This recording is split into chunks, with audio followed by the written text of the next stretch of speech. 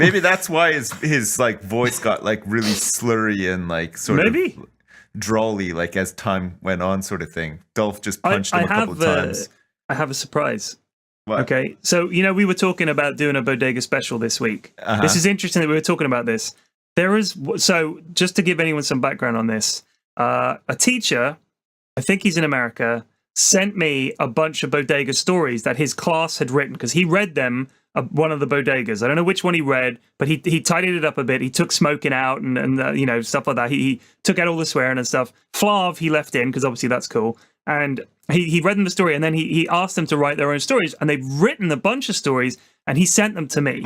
Okay, and one of them is called Nicolas Cage. No fucking way. So I want to see what this story. It's called Nicolas Cage. Do you want to hear it? Okay. It's just that's the title of a bodega story. So hang on, how old are these children? I think they're like 11 years old. Right. Okay. So but he said to me that these kids are like, it's like an inner city school. The kids are, they're not generally excited by the idea of doing schoolwork the way most kids are at 11, I guess. But these kids were really genuinely excited to be able to write something, and they liked the bodega stories. And I mean, God only knows, if I was on the school board, this teacher would be in big trouble. I would say to him, you're meant to stick to the curriculum, Mr. Crabapple, not read bodegas, but fair play. It's what Bodega would have done. Anyway, here's the story. You ready? Yeah, I'm ready. Yeah. This is Bodega, special part 1.4 brackets Nicolas Cage. I don't know why it's called that. 1.4? Well, yeah, that's it's listed as number 1.4. Maybe he is a visionary and he sees Nicolas Cage potentially playing the role of Bodega in a future film. Let's find out. Bodega's head felt groggy and faint as he shifted his fingers to turn the metal steering wheel of his spaceship. Maybe it was too many hefty cups of space coffee, for just the mere thought of the smooth ceramic of a mug against his lips felt disgusting and repulsive. Man, this guy's already better than me at writing. What the fuck?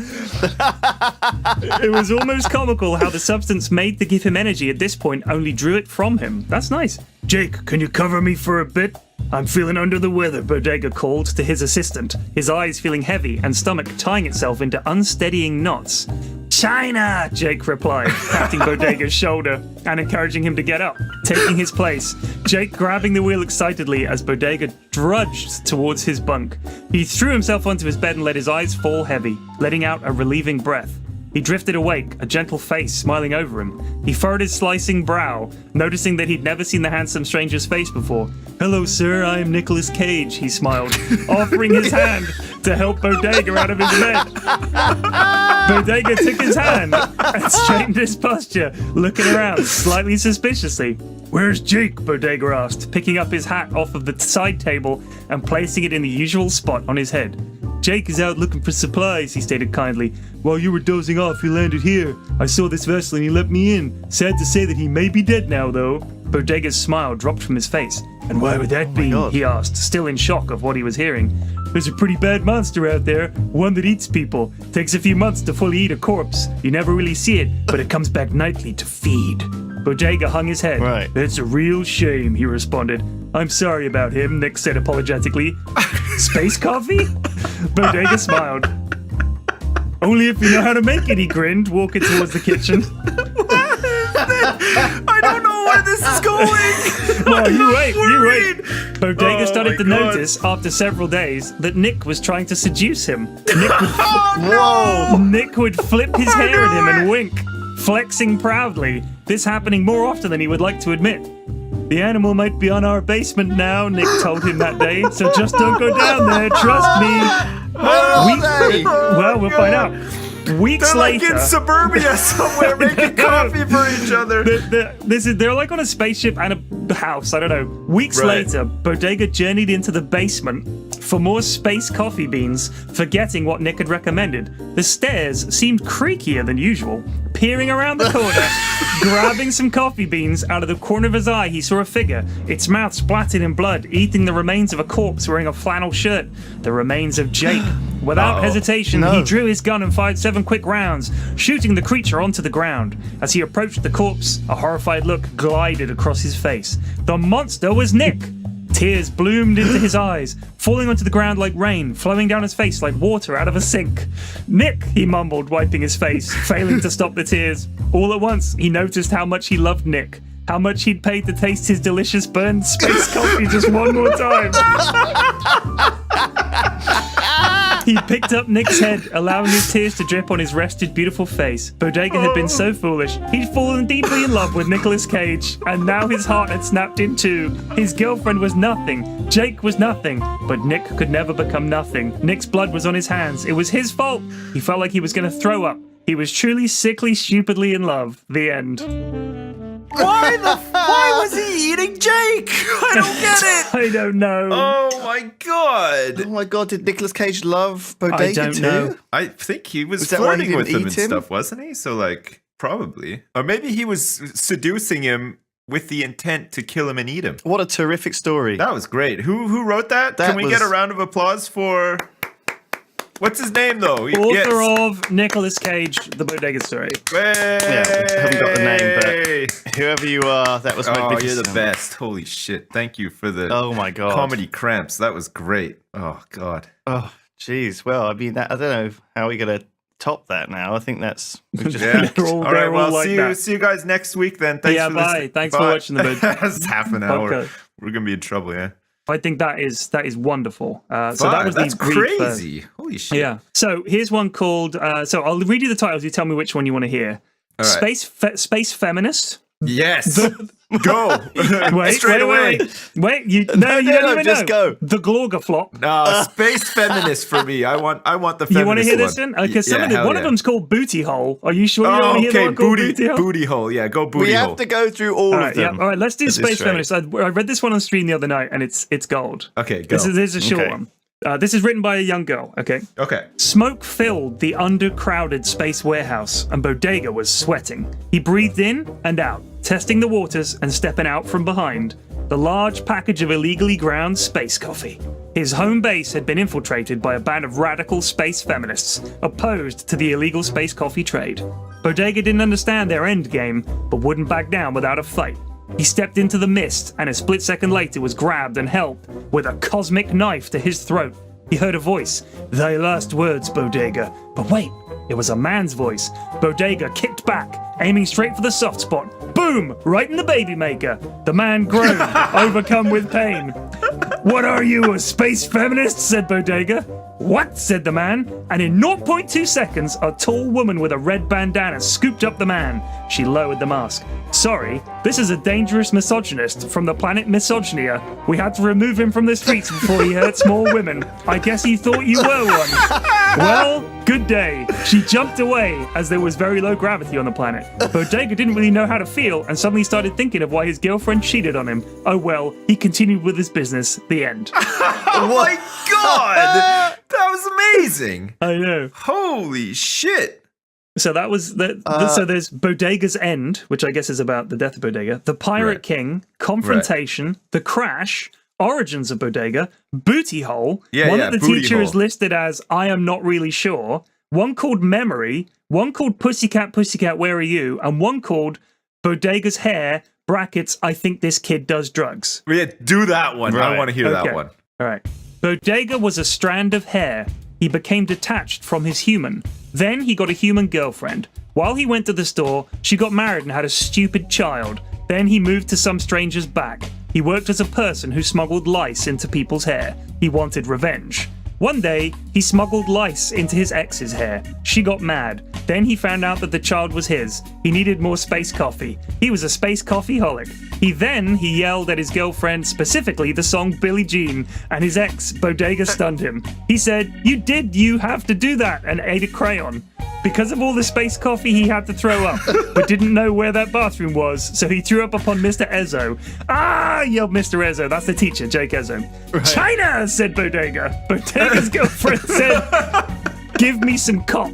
Then they held hands and fell in love. Bodega was alone again, but then he fell in love with female Bodega's boyfriend. They raised the child into a full-grown hare. The end. Man, that guy is like the next up-and-coming Twitch chat superstar.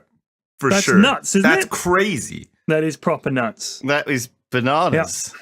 Okay, that was. Let's do Booty Hole. Let's do Booty Hole. Yeah, booty hole. Okay. This is a short one. I'm ready. It's like 2 paragraphs. It was 2 years since Bodega caught his girlfriend cheating on him. He was so depressed he took his own spaceship that he built and went up. He had 4 years worth of food and water. He made it up, and it's been 2 years. He came back. Just to find out that everyone thought he was dead. He wasn't in the mood for this. He went to the police station and went there. When he walked in, everyone gasped and then cheered. They called his girlfriend and she rushed in. When she got there, he said, "Fuck off, booty hole!" He chilled out and talked to the booty hole. She talked about how much she missed him, but he rejected her and yet again told her to fuck off. She left and told him, "I'm sorry. I hate her," he thought to himself. He was outraged. OMG, he was so angry. The end. Oh my God. Are they the allowed to language. use colorful language in? Well, it was asterisked out. Okay. So it could have actually been like shit off, or maybe No, like... it was like F***K. Oh, right. So, I see. yeah. Flarv off. Yeah, that's... Yeah, they they're could have dropped a flav in there. They could have dropped a flarv or two, yeah. Jesus Man, booty Christ. hole. It was pretty... I still think the feminist one is the best one so far, though. That was All right, crazy. what about Bodega's End? Should we try that one? Yeah. Oh my God. Nicolas Cage is the best one for me. Oh, by yeah, that far. was fun. That was great. Actually, holy shit. Bodega and Majesta had been best friends since birth. They were next door neighbors and spent every day after school together. As they grew older, they grew deeper in love. Both of their families could not afford to provide college, so they decided to work together to stay afloat. When NASA made public applications for people to move to the moon with all expenses paid off, they jumped on it in an instant. Bodega and Majesta lived happily on the moon commune for many years, but many years is not forever. That's great. I love that. War fell upon the two moon colonies. In an effort to stop their family of two from falling into poverty, Bodega began smuggling people from the moon back to Earth. Right. Little did he know, hyperspeed spacecraft had ripped a hole in space-time. After a round of people smuggling, Bodega was on his usual route coming home. When he arrived, there was a strange moon buggy in the driveway. Oh my God. Hang on a second.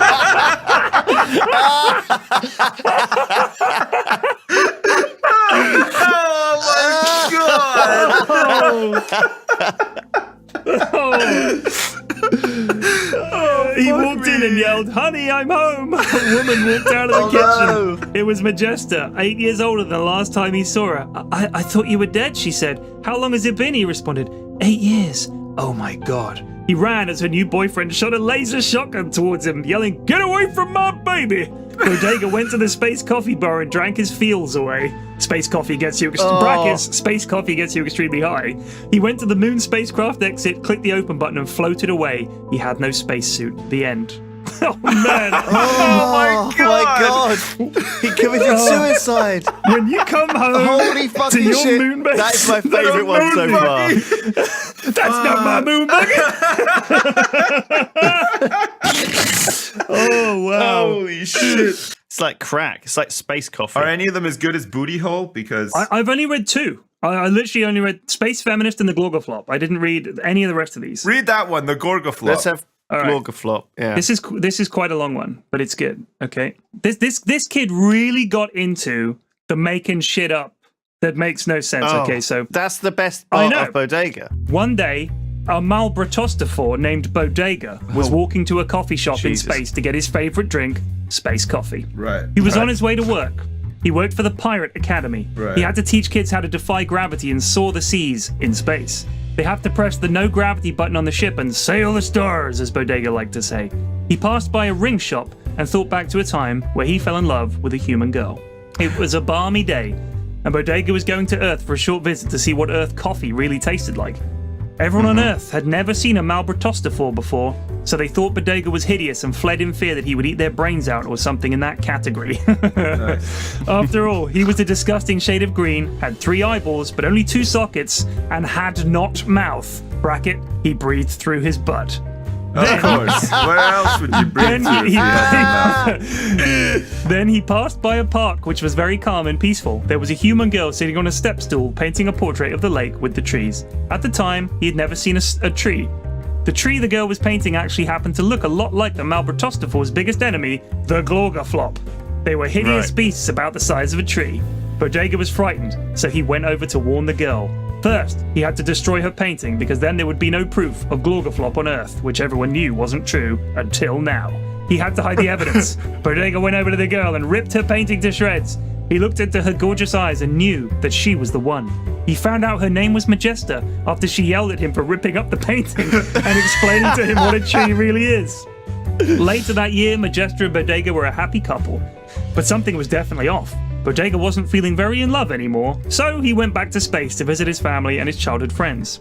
When he went back to Earth, he found out that Majesta had married another man and had a baby. Bodega wasn't too unhappy about it since he wasn't feeling it anymore with Majesta. They said their space goodbye, and to this day, never seen each other again. Back to present time, Bodega went into the space coffee shop only to find out they were all out of space coffee, but that there'd been a new creation called Jupiter Juice. He tried it and spit it in the cashier's face. It was the most disgusting thing Bodega had ever tasted in his whole life. This day wasn't very well for Bodega. He knew something was up. He took out his rifle, vaporized the cashier, and walked outside with a tip of his hat. All of a sudden, the Gorgaflop swooped down from space and attacked the village. Bodega punched one of them in the face. He'd completely forgotten that if you hit them or punched them, they grow back another feature. This time, the beast grew back a tail with sharp thorn-like spikes. The alien continued to swing the humongous tail into Bodega's face.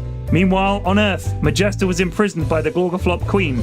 Tell me, what do you do to him? I want him back. Don't you understand? Do I need to spell it out? WANTHIMBACK. To be continued. Wow. Man. So what, the Gorgaflop Queen wants Bodega? Is that the... No, I think the Gorgaflop Queen... Did she take Majesta and Majesta's telling the Queen that she wants Bodega back, or the other way around? I can't be sure. Yeah, I don't know. Man, how is Kieran going to animate these? God only knows. They're so good. Yeah, these are really good. It's been a real good one. I really enjoyed those bodegas were great. Holy shit, they were so funny. Yeah, we've got more for next time. We've got more for next time. I can't wait. Big up to the teacher and all those kids. Hey, well done, guys. Done.